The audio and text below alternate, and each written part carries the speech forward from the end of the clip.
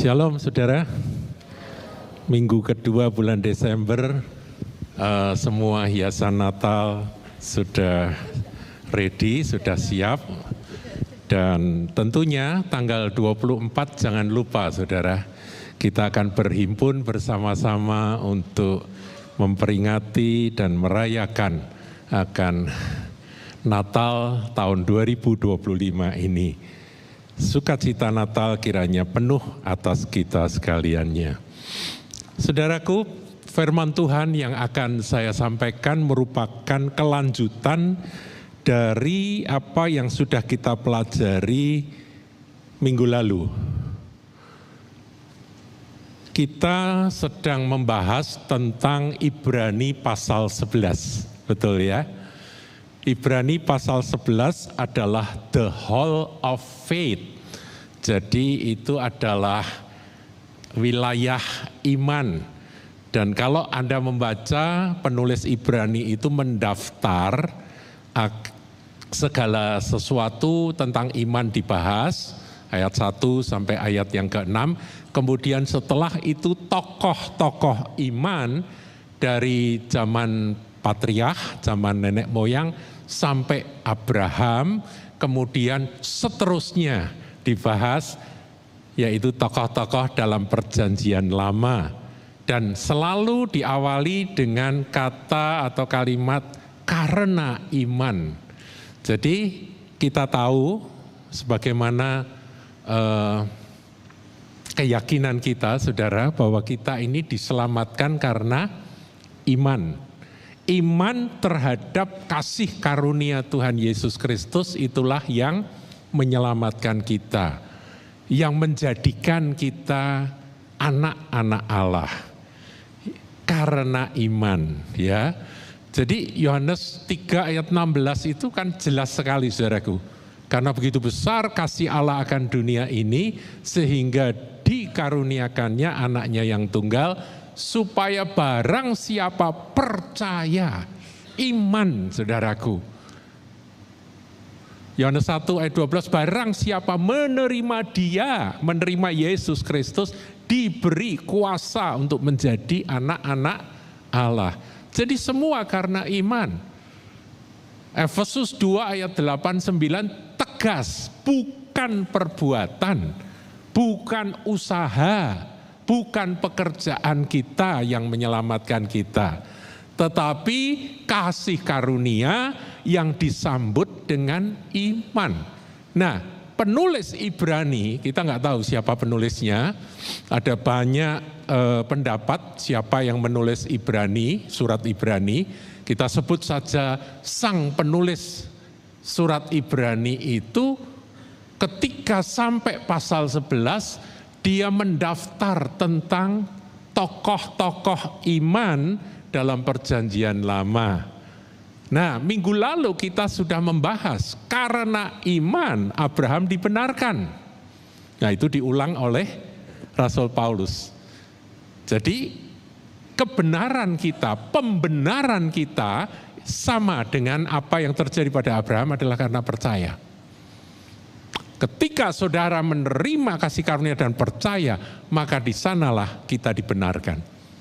Setelah itu, maka kita harus berjalan di dalam ketaatan demi ketaatan, menghasilkan buah iman. Amin, saudara. Jangan dibalik ya. Jadi bukan berarti aku harus berjuang supaya aku selamat. Salah. Rasul Paulus marah besar terhadap jemaat Galatia karena jemaat Galatia tertipu oleh pengajar palsu, oleh rasul-rasul palsu, sehingga mereka berbalik lagi kembali kepada pengertian bahwa kalau kami berjuang maka kami selamat. Itu Galatia, makanya Rasul Paulus marah kepada jemaat Galatia. Ini saudara bisa ulang lagi akan khotbah-khotbah yang lama tentang hal dasar iman kita ini. Nah, sekarang kita akan lanjutkan setelah minggu lalu kita belajar tentang iman Abraham, saudaraku. Ya, Abraham itu perjalanan imannya seperti apa, kemudian pengharapan dari Abraham seperti apa, kita sudah belajar, saudara. Bahwa Abraham mendengar firman Tuhan, percaya, dan Abraham taat. Tuhan menganggap itu sebagai sebuah kebenaran, tetapi dalam pengharapan Abraham terjadi progres.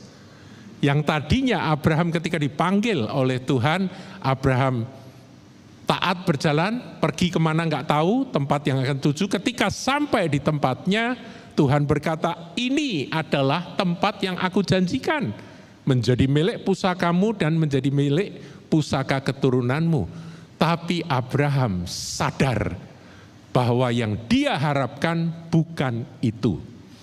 Nah, kembali kita akan ulang sedikit, saudaraku, supaya saudara refresh ya, penyegaran kembali.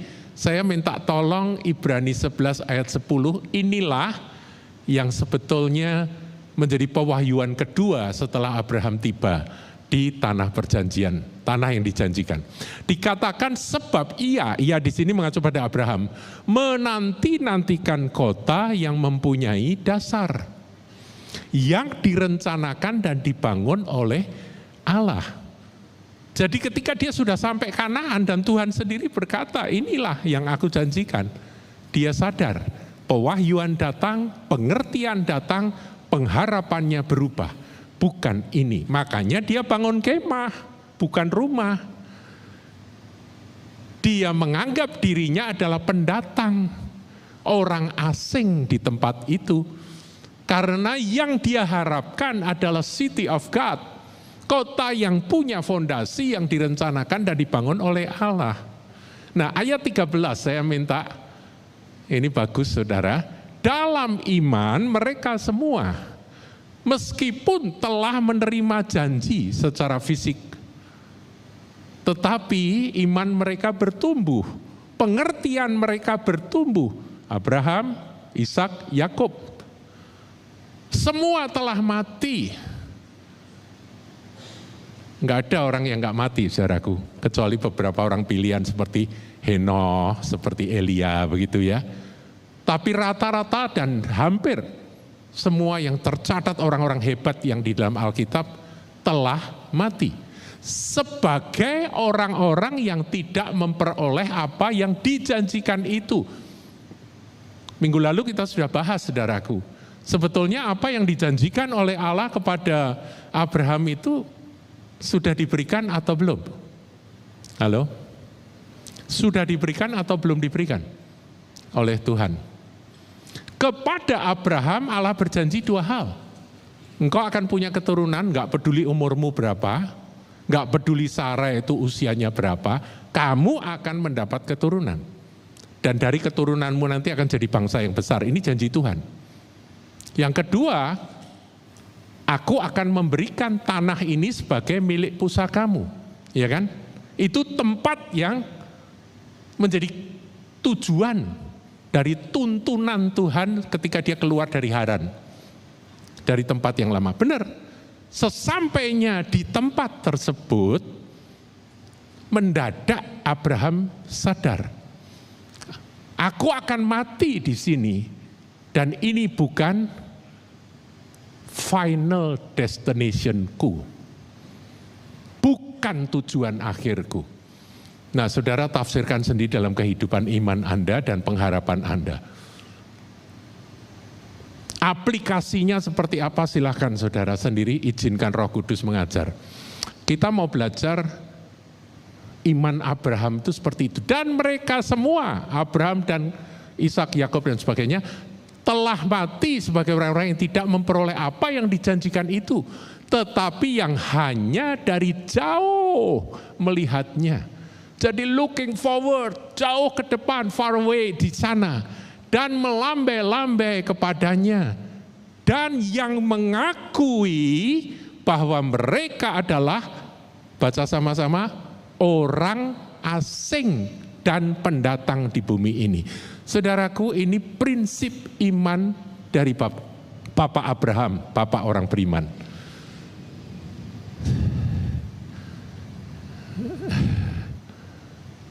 Ya benar saudara, this world is not my home gitu ya.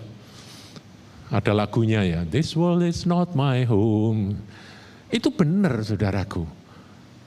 Kita tidak berakhir di tempat ini. Di sini kita adalah pendatang. Kita adalah orang asing.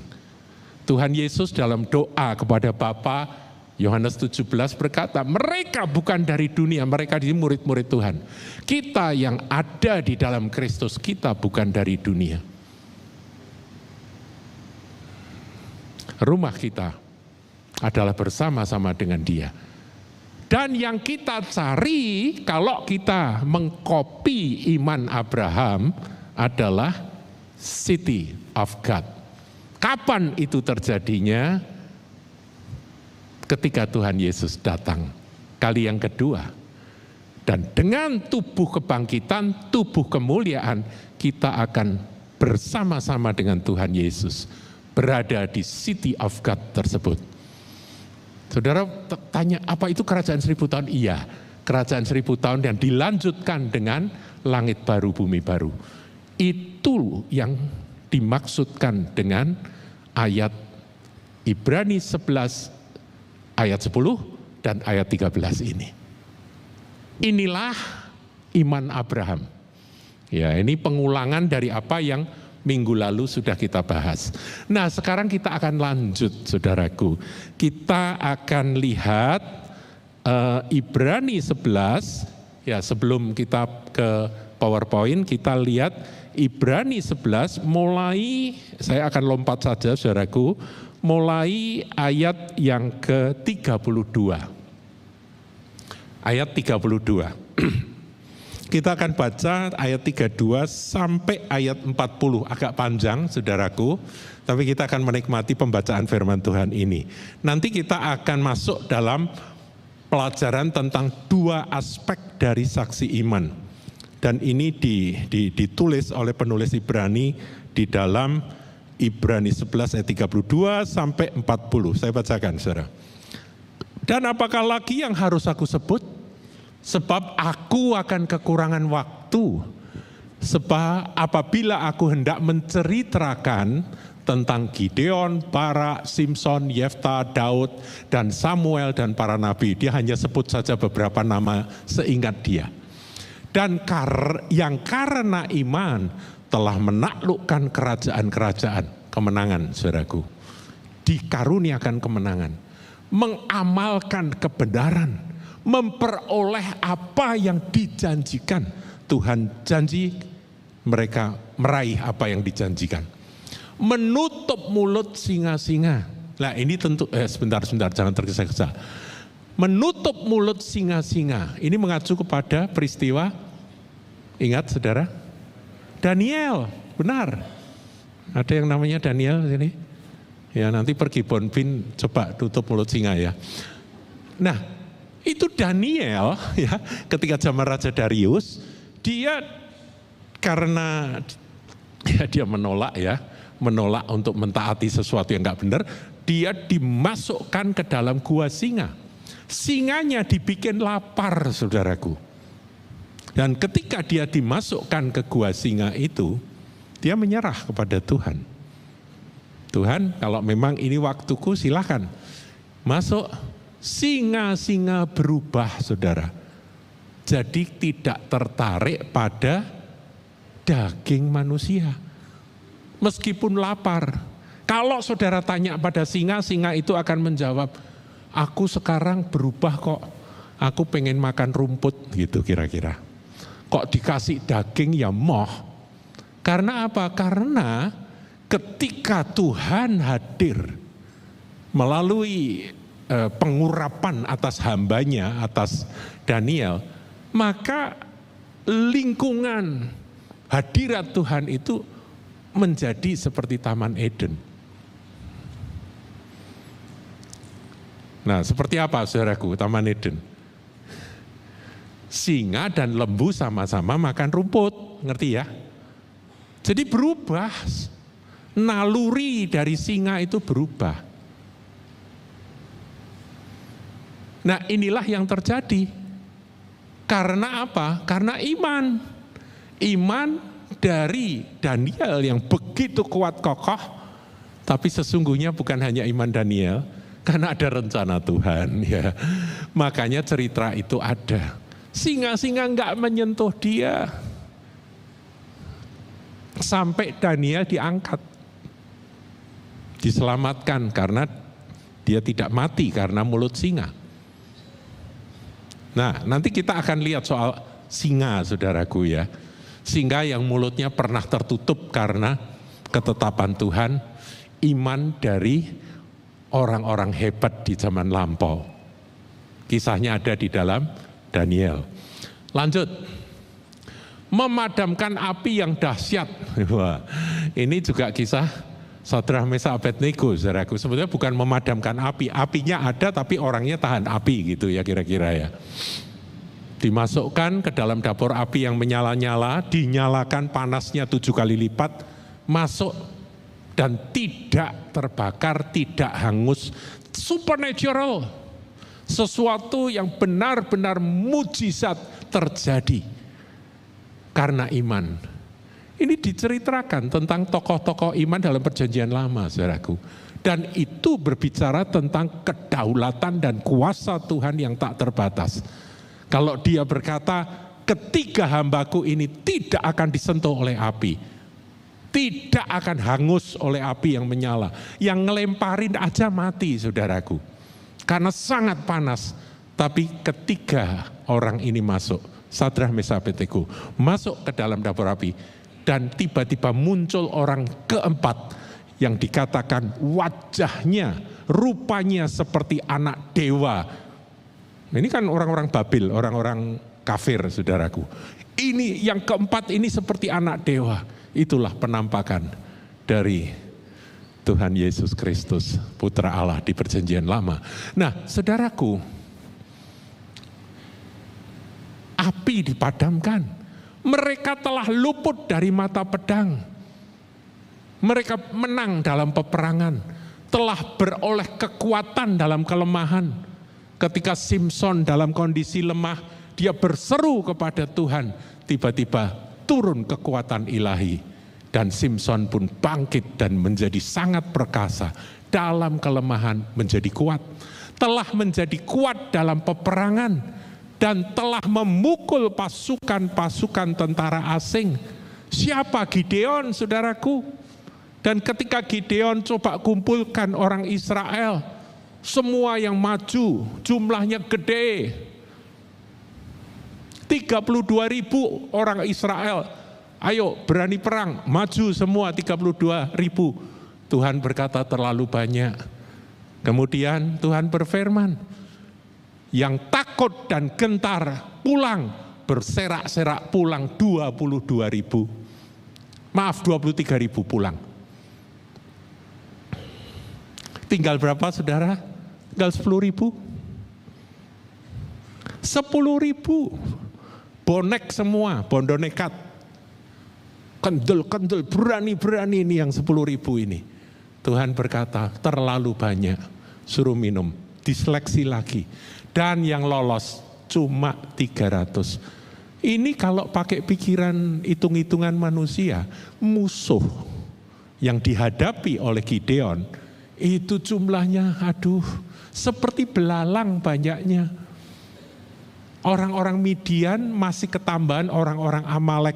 Jumlahnya tak terhitung.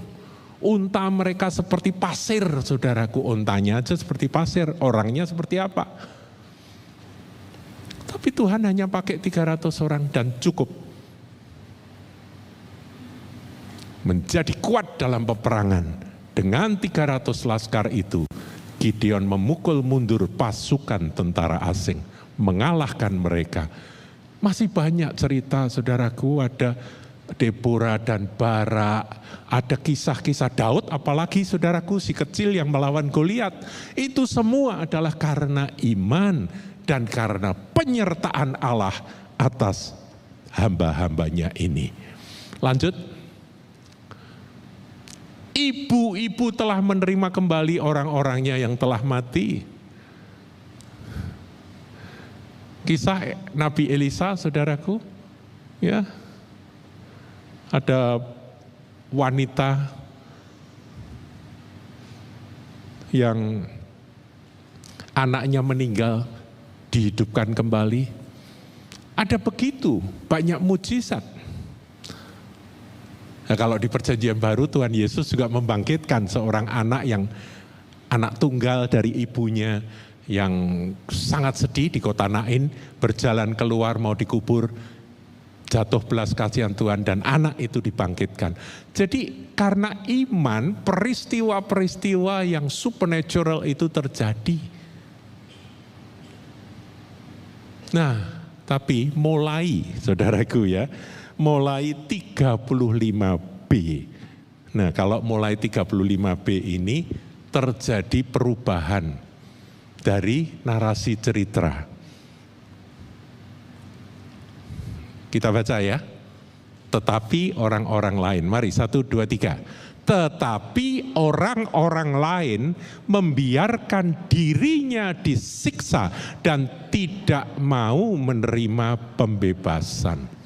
Jadi sengaja berhenti, sengaja untuk ya sudah, biar diriku ini dianiaya. Dia tidak mau menerima pembebasan karena ada syaratnya. Kalau bebas itu karena harus menyangkal Tuhan, begitu ya.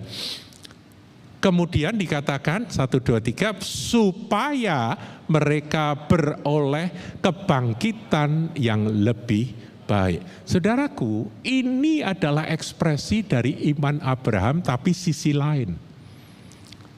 Sisi yang diceritakan sebelumnya adalah sisi kemenangan, di sini adalah sisi kesetiaan dan bertahan. Karena apa? Karena pengharapan mereka bukan di bumi ini. Berikut. Baca. Ada pula yang diejek dan didera, bahkan yang dibelenggu dan dipenjarakan. Terus mereka dilempari bukan dilempari roti loh saudaraku ya, bukan, dilempari batu saudaraku. Dan batu di Timur Tengah itu kerasnya luar biasa, warnanya putih tapi kerasnya luar biasa, besar-besar, itu dilemparkan ke orang-orang kudus tersebut. Mereka dilempari, terus digergaji, dibunuh dengan pedang. Mereka mengembara dengan berpakaian kulit domba dan kulit kambing sambil menderita kekurangan. Ayo, kalau sudah sampai di sini, para pengkhotbah kemakmuran silahkan khotbahi mereka. Saya nggak bisa lupa sama bapak rohani saya yang sekarang sudah bersama Tuhan, namanya Brother Andrew. Ketika dia ditanya, Pak Andrew, bagaimana menurut Anda tentang pengajaran kemakmuran di gereja? Dia cuma senyum. Saudara tahu ya, Brother Andrew itu orang yang dipanggil Tuhan khusus untuk suffering church, gereja-gereja yang menderita di dunia negara-negara komunis maupun negara-negara di mana kekristenan gereja dianiaya. Dia menyelundupkan Alkitab ke sana, mempertaruhkan nyawa untuk melayani orang-orang yang menderita di negara-negara tersebut sepanjang umur hidupnya. Itulah Brother Andrew, saudaraku. Dia mendirikan The Open Doors, sampai sekarang masih ada pelayanannya. Nah, ketika Andrew ditanya, bagaimana pendapatmu Brother Andrew tentang berita atau pengajaran kemakmuran di dalam gereja? Jawabnya sederhana, dia bilang begini, let them preach in Siberia. Biar mereka itu khotbah di Siberia, di antara para hamba-hamba Tuhan, orang-orang Kristen yang dipenjarakan di sana. Ayo khotbah di sana tentang kemakmuran. Saudara, karena apa? Karena ini sudah masuk era yang satunya. kebenaran tentang iman sisi yang satunya. Karena iman mereka kepada Tuhan, mereka mengembara dengan berpakaian kulit domba dan kulit kambing sambil menderita kekurangan, kesesakan, dan siksaan. Lanjut. Baca sama-sama saudaraku, 2, 3. Dunia ini tidak layak bagi mereka. Mereka mengembara di padang gurun dan di pegunungan, dalam gua-gua dan celah-celah gunung. Bayangkan, tidak layak bagi mereka dunia ini. Kalau mereka nggak punya iman Abraham yang berkata, aku adalah orang asing. Susah saudaraku. Kalau mereka nggak punya prinsip bahwa dunia ini bukan rumahku, susah buat mereka. Karena dunia tidak layak bagi mereka. Mereka harus mengembara di padang gurun dan di pegunungan, dalam gua-gua dan celah-celah gunung, dalam kondisi kekurangan. Lanjut. 2, 3. Dan mereka semua tidak memperoleh apa yang dijanjikan itu. Sekalipun iman mereka telah memberikan kepada mereka suatu kesaksian yang baik. Jadi kalau ngomong kesaksian, mereka nggak punya cacat, saudara. Tetapi janji Tuhan seakan-akan tidak ada satupun yang tergenapi dalam hidup mereka. Nah, kita akan akhiri 2 ayat berikut. Nanti kita akan bahas ya 2 ayat berikut ini. 2, 3. Sebab Allah telah menyediakan sesuatu yang lebih baik bagi kita. Kita di sini adalah umat perjanjian baru. Tanpa kita mereka tidak dapat sampai pada kesempurnaan. Mereka yang hidup di perjanjian lama tidak akan sampai pada kesempurnaan. Kemudian ayat berikutnya, ya, sebab Allah telah menyediakan sesuatu yang lebih baik bagi kita.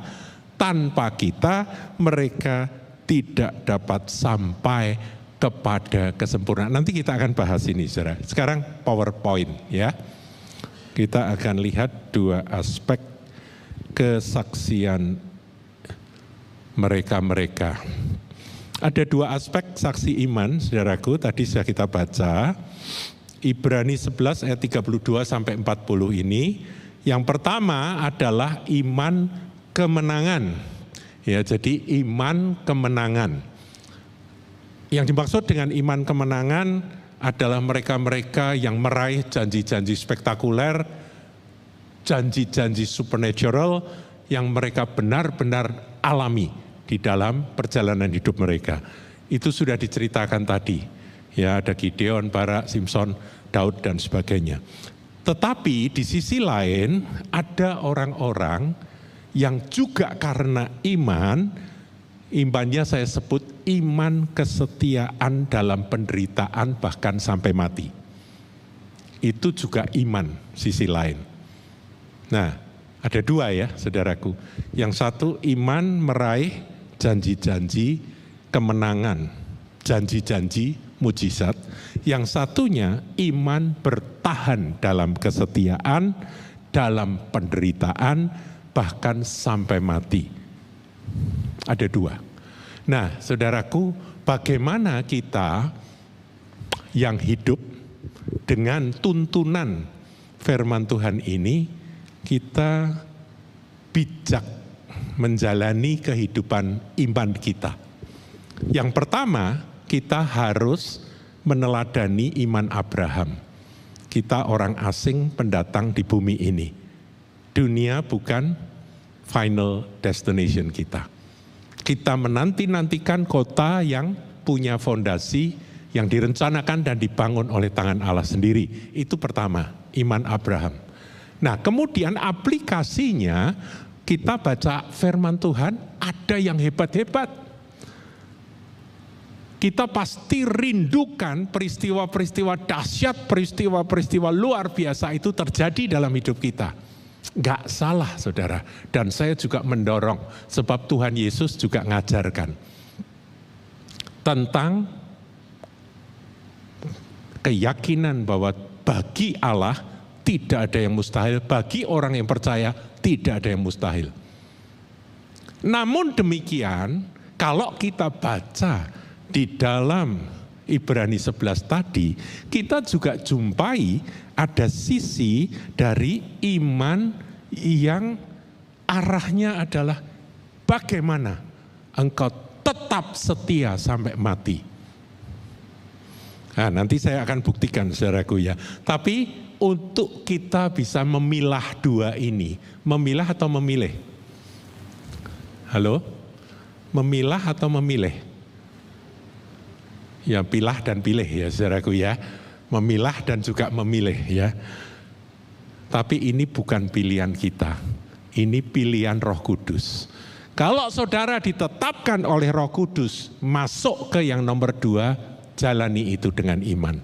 Kalau Anda ditetapkan oleh Roh Kudus, masuk dalam yang penggenapan yang pertama, jalani itu.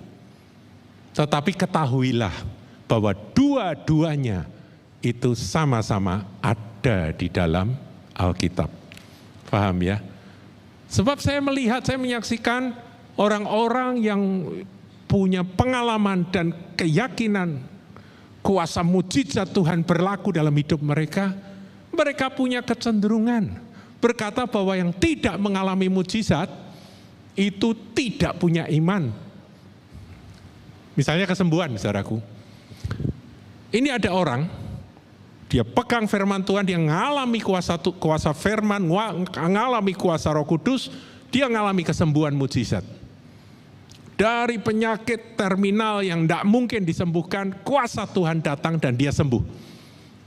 Senang saudaraku bersaksi di sana sini tentang kuasa Tuhan. Itu bagian yang pertama, betul ya? Iman kemenangan. Tapi ada bahaya, orang yang seperti ini, dia tidak punya empati terhadap kelompok yang kedua.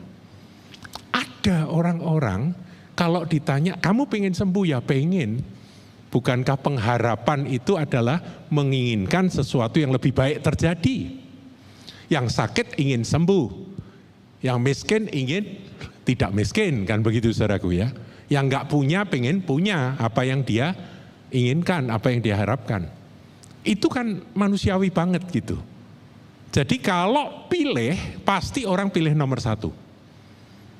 Saya pun kalau ditanya, saya pengen milih nomor 1. Tapi pengajaran firman Tuhan tidak boleh kita manipulasi.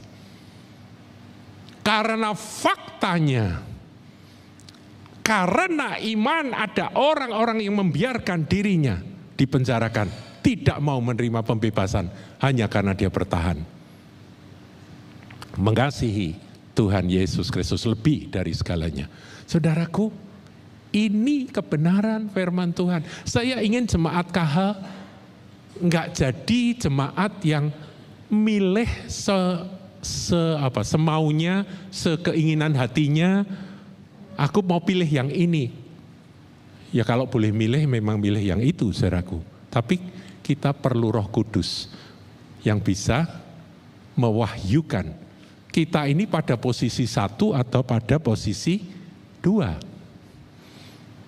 Nah, sekarang kita lihat, saudara ya. Next. Ini ada 3 poin saja yang perlu diingat, jangan sampai lupa, saudara ya, sebagai pedoman atau patokan.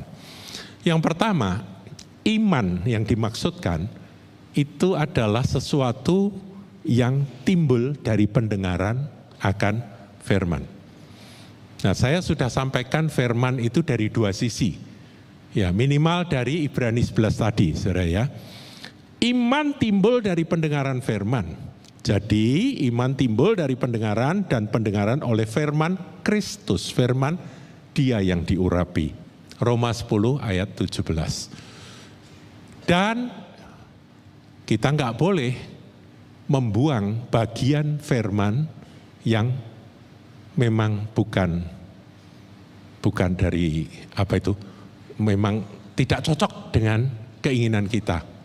Tapi kenyataannya memang ada orang-orang demikian. Mereka hanya memilih bagian-bagian yang cocok. Makanya banyak yang suka garis bawahi, kasih warna, itu boleh loh saudara, ya tidak dilarang. Saudara sekarang jarang yang bawa Alkitab ya. Kalau saya tetap senang bawa Alkitab, itu pensil berwarna diwarnai gitu ya, supaya kalau buka Alkitab, aduh ini ayat bagus gitu ya. Tapi saya mau kasih tahu saudaraku, yang tidak Anda warnai, yang tidak Anda garis bawahi itu juga firman Tuhan. Yang Anda berkata ini kok ayatnya kurang bagus, itu juga firman Tuhan. Itu juga kebenaran saudaraku. Jadi kita harus full gospel, ngerti ya? Injil sepenuh. Nah, kemudian poin kedua, imanku, kalau poin pertama, imanku harus berdasarkan firman, gak peduli firman itu aku sukai atau tidak, gak peduli firman itu aku garis bawahi, aku kasih warna atau tidak, tapi aku mau terima semua firman. Saudara tidak salah loh ya menggaris bawahi akan firman-firman yang menggairahkan Anda, yang membuat Anda bersukacita dengan janji-janji itu, gak salah saudaraku. Tapi poin yang kedua ini saudara harus pegang. Kita baca sama-sama ya. Roh Kudus yang memberi hidup. Ayatnya kita baca. Rohlah yang memberi hidup, daging sama sekali tidak berguna.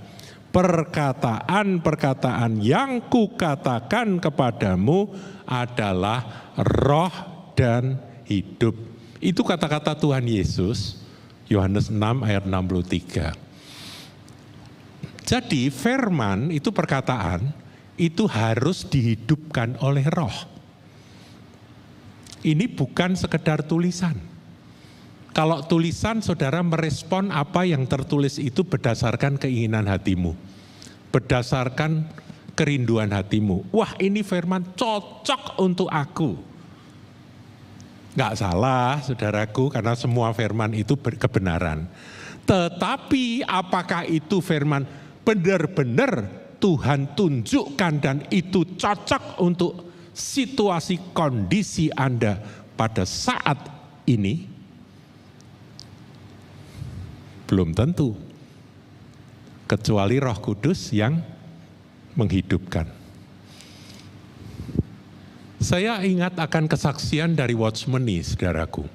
Watchman Nee adalah seorang hamba Tuhan yang menjadi martir di Tiongkok pada zaman komunis masih berkuasa dengan cara lama dulu, sekarang sudah berubah ya. Nah, Watchman Nee ini pada waktu masa mudanya, sebelum komunis berkuasa di Tiongkok, dia sakit TBC saudaraku. Dan paru-parunya itu sudah hancur. Sudah berlubang-lubang seperti sarang tawon. Dan ketika dia batuk pasti berdarah. Jadi semua orang pada zaman itu pengobatan TBC belum sebagus sekarang ya. Kalau sekarang dengan Rimaktan aja sembuh ya. Tapi zaman itu enggak saudaraku. Belum ada obat yang bagus, yang cocok. Sehingga orang TBC banyak yang meninggal. Ya, seperti Johnson juga meninggal karena penyakit tersebut. Nah, ini sakit TBC menyerang hamba Tuhan yang luar biasa, yang dipakai Tuhan namanya Watchman Nee. Ini Toseng ini saudaraku ya. Nah, Watchman Nee pada waktu itu dia berkata, dia tulis akan karyanya yang sangat legendaris, saudara ya, sangat luar biasa, manusia rohani ya, judulnya Spiritual Man. Dia tulis akan pengajarannya itu dan dia berkata, Tuhan, biar ini boleh menjadi akan warisanku bagi gereja.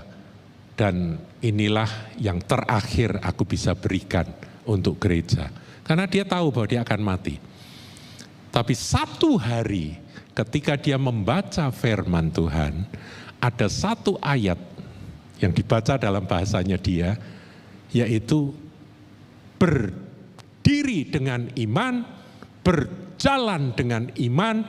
Itu firman itu tiba-tiba seperti meloncat dan masuk di dalam seluruh keberadaan dia, dan dia tiba-tiba berdiri dalam kondisi yang sangat lemah, dan dia berjalan dengan iman, turun tangga. Dia bilang itulah tangga yang paling jauh yang aku pernah lihat di dalam kehidupanku. Dia turun tangga, saudaraku. Dia tinggal di loteng. Tadinya sudah tidak berani naik turun, saudara, karena sangat lemah tubuhnya.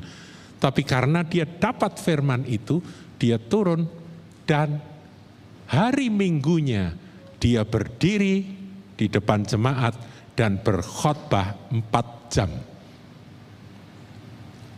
Dan sejak saat itu TBC-nya lenyap, sembuh. Hanya karena satu ayat yang menurut saya nggak nyambung. Bukan ayat kesembuhan, ayat iman. Berdiri dengan iman, berjalan karena iman berjalan. Sudah, dia ikuti itu dan dia sembuh. Nah saudara, berarti ayat itu yang menghidupkan siapa? Roh Kudus. Kalau ayatnya dihidupkan Roh Kudus, ya saudara berjalan aja di situ. Saya yakin para martir itu mendapatkan akan ayat-ayat yang mempersiapkan mereka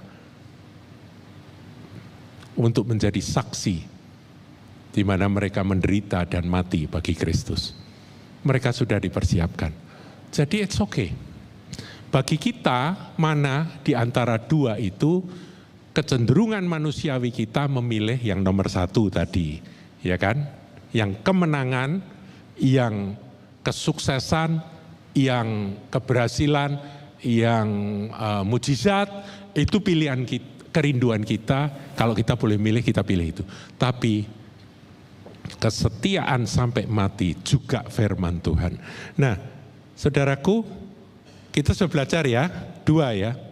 Jadi semuanya harus berdasar firman, tetapi firman ini harus dihidupkan oleh Roh Kudus pada saatnya. Kalau tidak dihidupkan oleh Roh Kudus, itu mau-maunya kita. Makanya saya nggak heran kalau ada orang berpegang pada firman dan tidak terjadi firman itu dan mereka kecewa. Ada yang seperti itu. Saudaraku, biar Tuhan jadi Tuhan. Let God be God. Biar dia tetap menjadi Tuhan. Bukan engkau, bukan saya yang jadi Tuhan. Kemarin saya ngomong-ngomong dengan seorang bapak yang dia mendampingi istrinya yang sakit sampai dipanggil Tuhan. Dan didoakan dan sebagainya, tapi tidak sembuh dan akhirnya dia bersama dengan Tuhan. Nah, waktu saya ngomong-ngomong sama dia cerita, dia kesaksian. Dia bilang ketika istri saya itu sakit, dia bertanya pada Tuhan. Tuhan, mengapa aku sakit? Apakah aku tidak akan sembuh? Bukankah janji-janji kesembuhan itu jelas dan nyata? Saksi-saksi dari orang-orang yang mengalami mujizat ada banyak. Kenapa kok aku sakit, Tuhan? Sakitnya sakit terminal, saudara. Jawaban Tuhan sederhana, singkat. Tuhan ngomong gini, sebab aku adalah Tuhan. Selesai.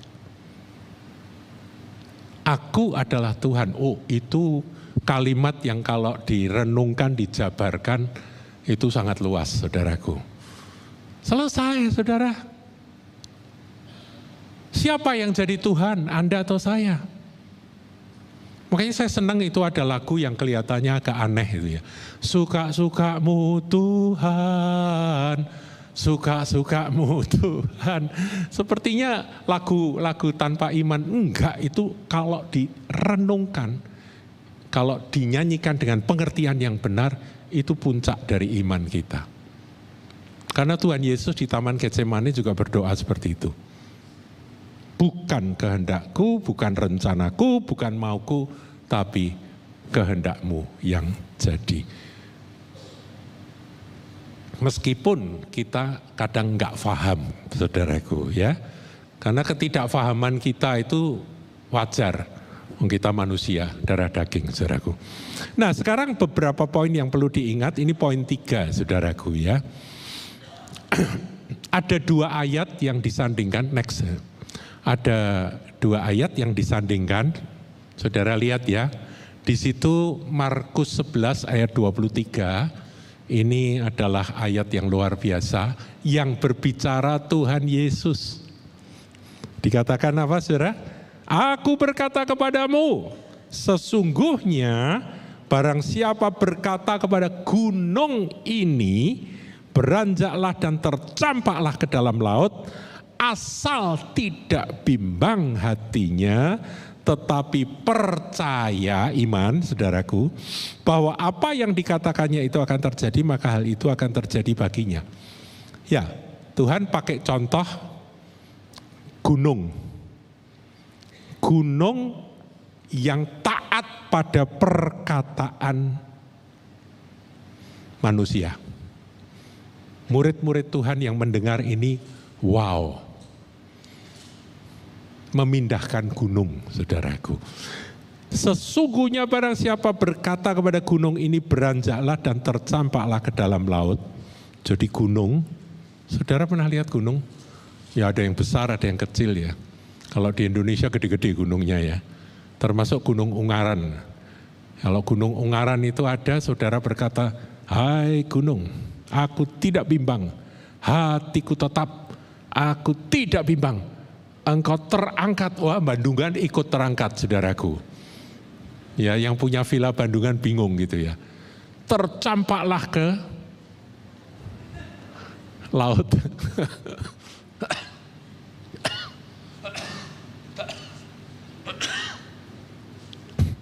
Tanjung Mas. Terus bilang, lu Bandungan saiki yo aket ya. Ya karena pindah, saudara. Pindah ke Tanjung Mas gitu ya. Maka hal itu akan terjadi baginya. Artinya apa? Tuhan kasih contoh yang paling mustahil, paling gak mungkin. Tapi itu perkataan Tuhan. Berarti ini kebenaran atau bukan, saudara? Kebenaran. Saya pada waktu belajar nyetir mobil, saya itu kan tidak tangkas orangnya. Saya setir mobil, naik mobil jelek, ya mobil Colt yang licin, kadang-kadang bisa jalan sendiri gini-gini gitu ya. Rodanya, bannya juga sudah tipis, jadi saya tuh khawatir sekali kalau naik mobil itu. Kemudian kekhawatiran saya tuh sempat saya merenung, belum pinter nyetir, mobilnya jelek, remnya juga tidak terlalu pakem, terus kalau tiba-tiba saya sudah jalan dengan benar di jalur yang sudah tidak salah, jalur saya sendiri. Kemudian ada bis atau truk yang nyalip persis di depan mobil saya mau gimana, remnya nggak pakem. Saya sempat mikir saudara waktu itu, dan saya masih ingat sampai sekarang. Perenungan saya, kekhawatiran saya pada saat itu. Tiba-tiba ayat ini muncul saudara. Oh praktek ya Tuhan ya, iya. Praktekmu gimana? Yaitu bisnya itu kamu suruh pindah. Dia mau nabrak kamu, dalam nama Yesus, bis pindah ke sana. Aku tidak bimbang, pasti terjadi. Terus saya lega, saudaraku, saya jadi berani setir. Ya itu pengalaman, saudara. Puji Tuhan tidak pernah terjadi, saudara.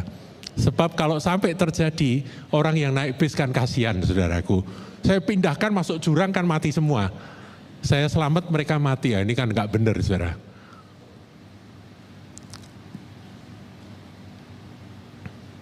Tapi ayat ini benar atau salah? Benar. Jadi saudara kalau tiba waktunya Roh Kudus mengurapi Anda untuk melakukan ini, lakukan. Saya pernah mendengar bagaimana mujizat Bukit Mokatam. Saudara cari aja di Google. Itu peristiwa yang sampai dicatat di dalam sejarah. Di Mesir, itu ada satu bukit yang terangkat karena doa dari umat Tuhan dan pindah 3 kilometer.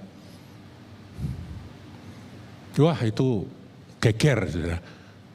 Sayangnya itu terjadi di abad-abad lampau, di mana belum ada HP, belum ada yang merekam gitu ya saudara.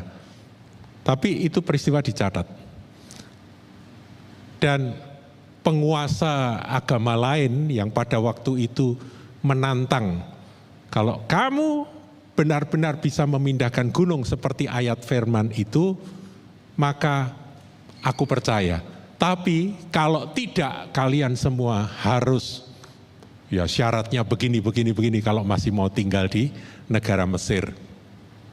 Dan itu terjadi, saudaraku. Mereka berpuasa dan mereka berdoa.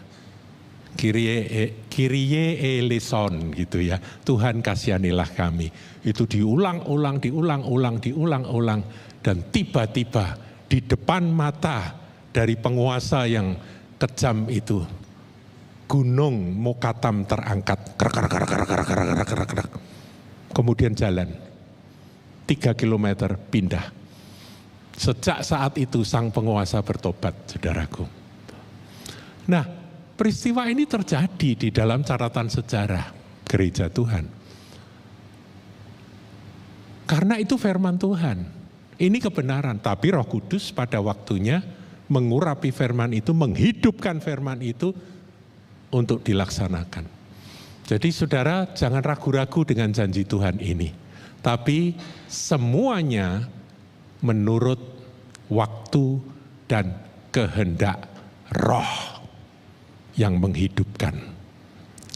Nah, sementara satunya saudaraku, ya satunya ini adalah firman yang kalau kita baca, ini saya pilih salah satu aja, ini firman kepada jemaat Smyrna, dikatakan jangan takut terhadap apa yang harus engkau derita.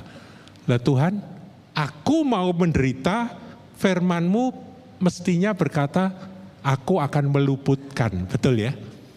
Itu lebih suka aku kalau firman-Mu, aku akan meluputkan apa yang akan engkau derita. Ya, itu kan enak. Tapi di sini firman-Nya cuma bilang jangan takut. Loh berarti aku tetap menderita Tuhan. Iya.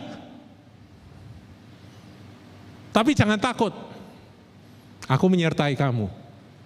Loh kok nggak meluputkan Tuhan? Ya memang kamu akan jadi saksi. Kata martir itu artinya saksi, saudara. Sesungguhnya iblis akan melemparkan beberapa orang di antaramu ke dalam penjara. Lah kok nggak dibebaskan? Kok nggak diluputkan dari penjara? Bukankah aku punya kuasa atas iblis? Menginjak ular dan kalajengking itu janjimu. Coba saudara renungkan, ini firman loh. Orang-orang yang mau-maunya sendiri ketika mereka mempelajari firman, maunya yang sisi sana, aku tak pakai ayat itu ya Tuhan untuk menyelesaikan ini. Menyelesaikan yang itu aku tak pakai ayat itu Tuhan. Jadi ketika penderitaan datang aku perintahkan, hei engkau yang membuat aku menderita, engkau nyingkir, engkau minggir, engkau seperti saya tadi saudaraku. Minggir engkau, pindah engkau. Seperti itu saudara. Apakah begitu? Ketika aku akan dilemparkan dalam penjara, supaya kamu dicobai, loh bukankah aku sudah berdoa, jangan masukkan aku dalam pencobaan Tuhan, itu doa Bapa kami. Loh kok malah Tuhan berkata, engkau akan dicobai dan kamu akan beroleh kesusahan. Tuhan hidup kau cari susah kan, nggak mau. Luputkan aku dari kesusahan, kan begitu. Selama 10 hari. Ya kemudian hendaklah engkau setia sampai apa saudara? Mbok diganti ayatnya. Hendaklah engkau setia sampai sukses. Pilih mana saudara?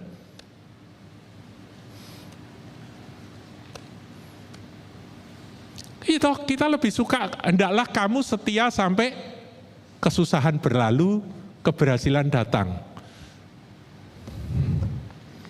Tapi saudaraku, iman Abraham itu ada saatnya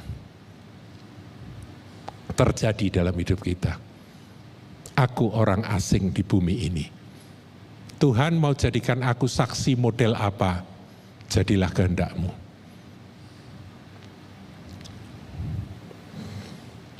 Setia sampai mati, berarti sampai mati tidak ditolong oleh Tuhan.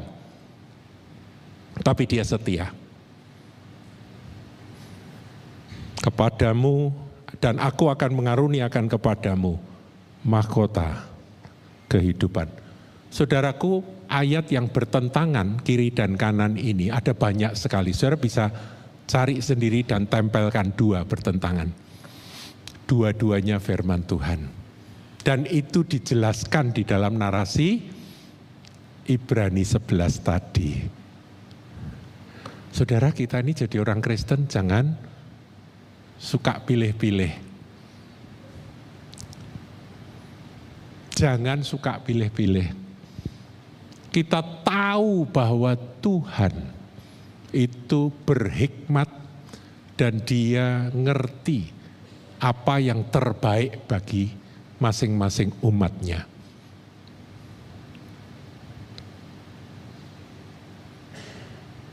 Persekutuan dengan firman dan Roh Kudus itu akan membuat kita dapat berjalan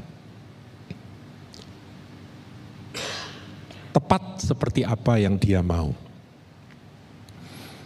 Sekarang kita masuk terakhir saudaraku ya, yaitu makna dari Ibrani 11 ayat 39 sampai 40. Firman katakan ayat 39, dan mereka semua tidak memperoleh apa yang dijanjikan itu. Jadi ini mengacu kepada mereka semua di sini ya, merujuk pada semua tokoh iman yang disebutkan di dalam Ibrani 11. Ada Abraham, Ishak, Yakub, Musa dan sebagainya, para nabi. Meskipun iman mereka, sekalipun iman mereka telah memberikan pada mereka suatu kesaksian yang baik. Tuhan memuji iman mereka baik. Tapi apa yang dijanjikan tidak mereka terima. Yang dimaksud dengan janji itu apa, saudaraku? Pertama adalah janji kedatangan Mesias. Karena kegenapan dari seluruh janji Tuhan itu ada pada Yesus Kristus Tuhan Sang Mesias. Di perjanjian lama itu bayang-bayang. Anak domba yang disembelih, bayang-bayang akan datangnya penyelamat. Sampai kegenapan terjadi. Ya, sebentar lagi kita akan memperingati kegenapan. Kita ini kan umat dalam penggenapan, saudaraku. Betul ya? Umat dalam penggenapan. Mereka, orang-orang Yahudi di zaman perjanjian lama, orang-orang Israel di zaman perjanjian lama adalah umat dalam penantian. Jadi mereka menanti dan mereka tidak melihat kegenapannya. Tapi iman mereka memberi kesaksian yang baik. Kedatangan Mesias. Dan itulah yang menghadirkan keselamatan sempurna.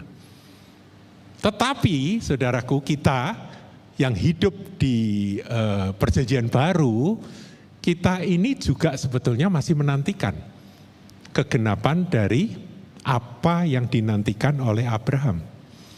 Yaitu apa? Tuhan Yesus kan ngajari doa Bapa kami. Dan salah satu kalimat dari doa Bapa kami adalah, datanglah kerajaan-Mu, jadilah kehendak-Mu. Saudaraku, ada banyak kehendak Tuhan yang belum jadi. Sabar, sabar, nanti akan tergenapi. Kerajaan Allah sudah datang ketika ada orang ketemu Yesus bertobat dari penjudi, dia berhenti dari dosanya, dia berbalik menjadi seorang suami yang baik, ayah yang baik bagi keluarganya. Dia menjadi pekerja keras, dia lepas dengan judi, dengan minuman keras, dengan dosa-dosa yang dia lakukan. itu datang kerajaan Allah. Tetapi dalam ruang lingkup yang kecil. Di sini ada pelayanan MOU, banyak rumah tangga yang berantakan yang dipulihkan. Itu adalah datangnya kerajaan Allah secara minor, secara kecil, dalam ukuran kecil. Datangnya kerajaan Allah dari hidup yang berantakan, hidup dalam dosa, diubah. Itu datangnya kerajaan Allah. Tetapi belum mencapai kegenapan sempurna. Sempurnanya itu, keselamatan sempurna itu terjadi nanti. Ketika Tuhan Yesus datang untuk kali yang kedua. Makanya kita menantikan. Makanya kitab Wahyu diakhiri dengan kalimat, "Oh come Lord Jesus." Datanglah Tuhan Yesus. Nah, kita memperingati kedatangan Tuhan yang pertama. Sang Mesias. Sukacita bagi umat manusia yang di bumi ini. Amin, saudara. Nah, ini tanggal 24 ya, datang ya. Jangan pergi dulu, tanggal 24, datang. Setelah itu baru pergi, silakan saudaraku ya. Nah, ini ada pohon Natal, semua hiasan indah, bagus. Saya cuman ingin kita merindukan, Tuhan, kami ini umat yang sangat beruntung. Karena kami umat dalam kegenapan, Engkau sudah datang, Engkau sudah menyelesaikan karya penebusan, dosaku sudah diampuni, aku milik kepunyaanmu, aku adalah pemegang janji-janjimu. Tapi aku juga saksi-saksimu Tuhan. Jadi ada orang-orang tertentu yang baru-baru ini saya baca di Pakistan ada seorang pendeta yang dibunuh, saudaraku, ditembak di depan anaknya hanya karena dia memberitakan Injil. Ya, kok nggak ditolong Tuhan? Enggak, dia saksi. Saksi bertahan setia sampai mati karena iman. Ya, dibunuhnya di depan anaknya, saudaraku. Nah, kita merayakan kedatangan Tuhan yang pertama.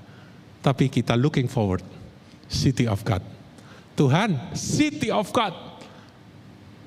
Kota Allah yang hidup, yang direncanakan dan dibangun oleh Allah sendiri. Dan penghuninya adalah orang-orang dengan tubuh kebangkitan. Selama kita masih mengenakan kemah ini, saudaraku, maka kita ini masih lemah. Itu kata Rasul Paulus. Maka dari itu jangan berhenti.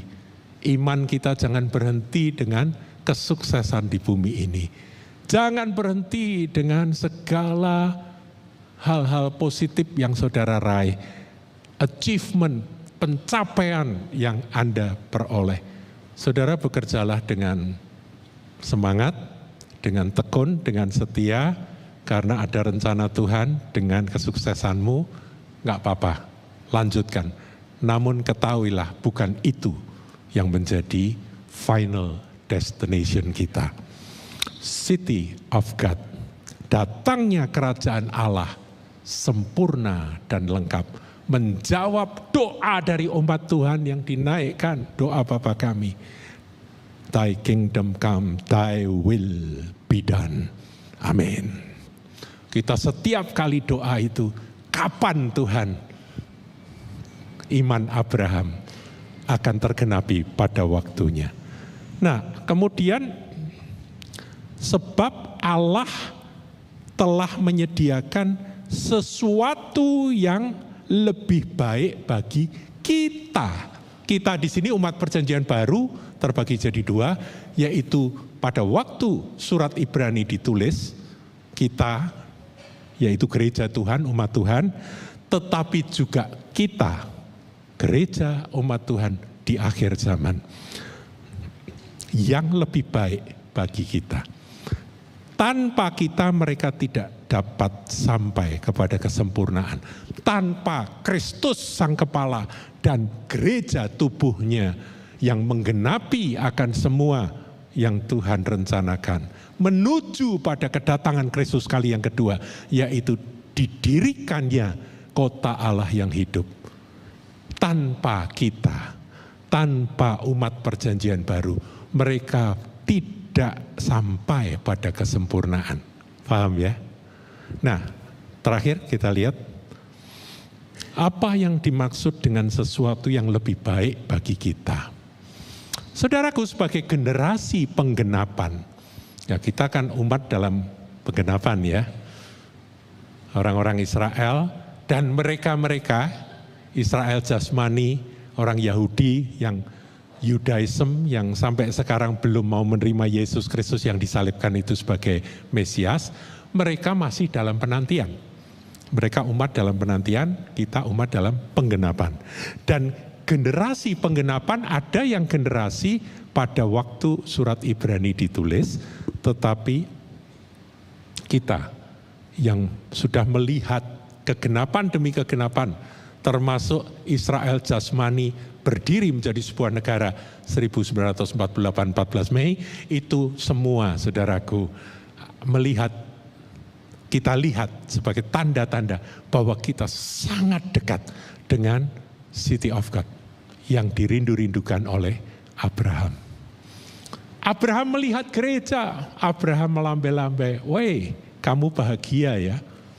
Gereja Tuhan, kamu menikmati akan kegenapan dari Mesias datang, Mesias menebus dosa, termasuk dosa Abraham.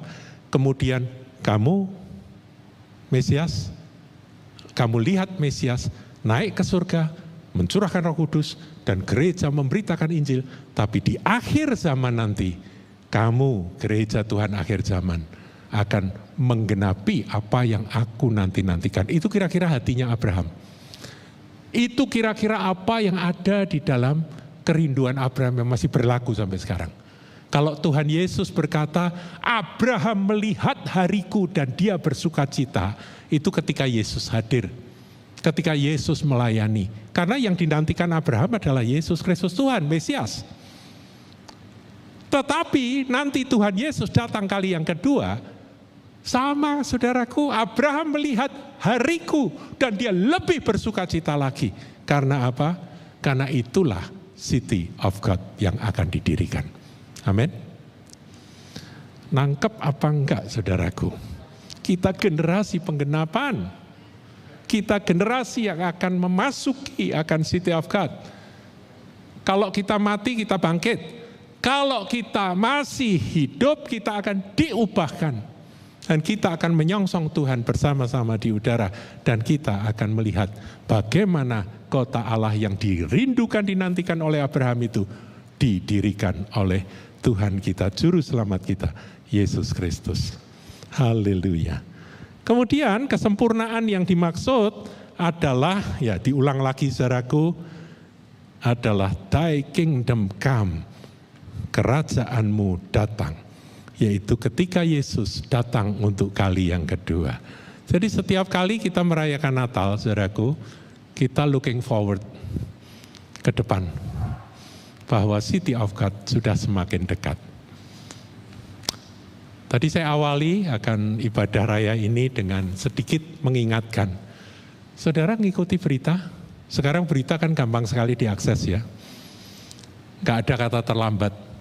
Begitu saudara berita terlambat, saudara lihat YouTube, itu sudah muncul semua. Berikut ulasannya. Gak semua tepat, gak semua benar. Tetapi kita harus ya selektif saudaraku, dan kita juga harus cari data yang tepat, yang benar. Nah, sampai tadi pagi saudara ya, sebelum berangkat ke gereja, saya ada waktu, saya iseng tanya pada Mr. GPT, saya tanya, menurut Anda mengapa kok Rusia tidak menggunakan senjata nuklir untuk menyelesaikan masalah perangnya dengan Ukraina begitu. Wah, dijawab. Ngomong saudara, saya nggak pakai ketikan, saya ngomong dijawab. Kalau kita laki yang jawab perempuan, saudaraku. Pinter sekali itu. Dek dek dek. Tapi hati-hati ya. ChatGPT tidak mesti benar, saudaraku. Saya juga pernah memarahi ChatGPT, saya bilang Anda salah, Anda ngawur gitu ya. Dan rendah hati loh saudaraku, dia bilang, oh ya maaf gitu ya. Kadang-kadang orang Kristen harus belajar dari ChatGPT ya, mereka lebih rendah hati dari kita. Gara-gara tinggi hati, maka salah nggak mau ngaku, akhirnya sesat saudaraku. Haleluya.